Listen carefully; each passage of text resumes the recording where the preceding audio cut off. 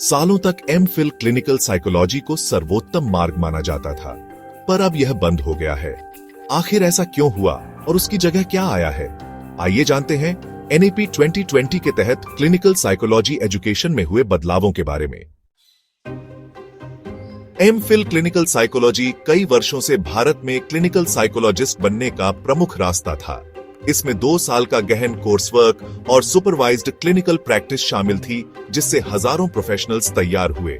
लेकिन समय के साथ कुछ कमियां सामने आईं, जिन पर ध्यान देना जरूरी था। तो मुख्य समस्याएं क्या थीं? पहला, सीटों की कमी, जिसके कारण कंपटीशन बहुत ज्यादा था। दूसरा, पाठ्यक्रम उतना अपडेटेड नहीं था, जिससे नई रिसर्च और फील्ड्स जैसे न्यूरो रिहैब, फोरेंसिक साइकोलॉजी को पूरी तरह कवर नहीं किया जा रहा था। तीसरा, यह प्रोग्राम मुख्यतः हॉस्पिटल आधारित था, जिसकी वजह से कम्युनिटी वगैरह में काम करने के मौके सीमित हो जाते थे। फिर आया नेशनल एजुकेशन पॉलिसी 2020, जिसमें सभी एमफिल प्रोग्राम्स को चरणबद्ध तरीके से बंद करने का प्रावधान था।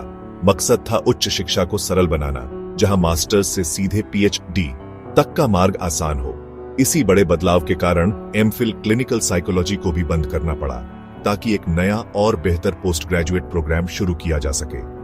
तो अब क्या नया विकल्प आया है? पेश है MA clinical psychology, RCI regulated, 2 साल का ऐसा प्रोग्राम जो एनआईपी 2020 के मानकों पर आधारित है। इसका मकसद कोर्स को आधुनिक बनाना, ज्यादा छात्रों तक पहुंच बढ़ाना और अंतरराष्ट्रीय स्तर पर स्वीकार्य ट्रेनिंग देना। पहले जहां कोर्स हॉस्पिटल सेटअप पर केंद्रित था, अब नया MA clinical psychology community health, neurological assessments और फोरेंसिक जैसे क्षेत्रों को भी कवर करता है।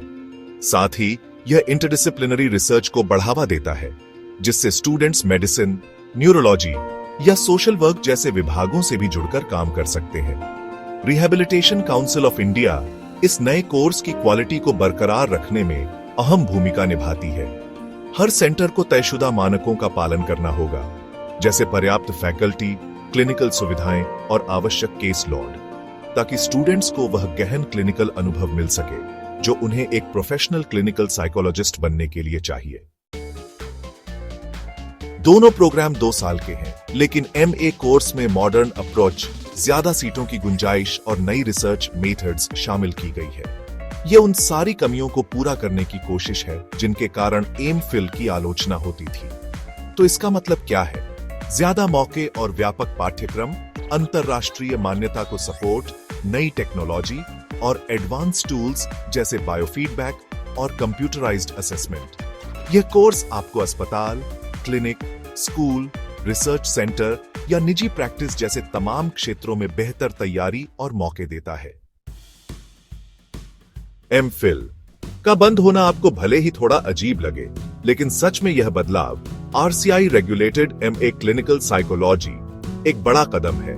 इससे कोर्स ज्यादा व्यवस्थित, आसानी से उपलब्ध और वैश्विक मानकों के अनुरूप बन जाएगा, ताकि आने वाली पीढ़ी को बेहतर मेंटल हेल्थ सेवाएं मिल सके।